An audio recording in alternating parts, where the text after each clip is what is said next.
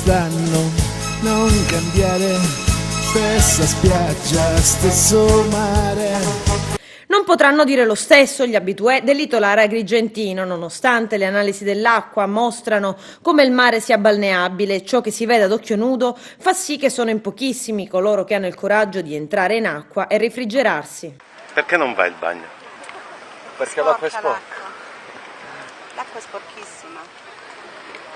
Ed è il 5 di giugno e non si può fare il bagno. Che non fate il bagno? Perché non fate il bagno? C'è un caldo mostruoso, perché non fate il bagno? Io l'ho fatto poco fa. Ma com'era l'acqua? Sporca.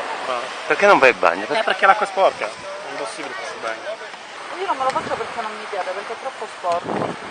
Ah ciao, è troppo sporca l'acqua. Il mare di San Leone rispetto agli scorsi anni è nettamente migliorato.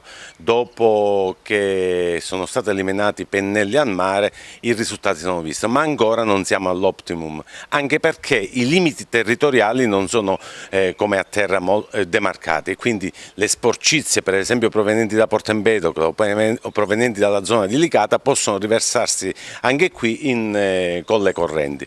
E poi giova ricordare che è una provincia disastrata dal punto di vista della depurazione. Ben 13 depuratori sono stati sequestrati lo scorso anno, alcuni sono stati restituiti, quindi diciamo non è ottimale la depurazione.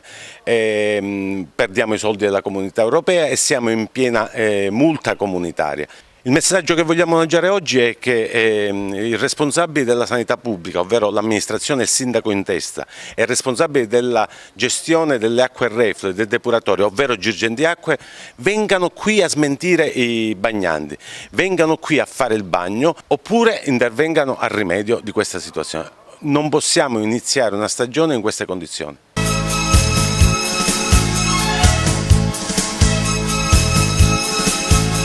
Quest'anno non cambiare, stessa spiaggia, stesso mare.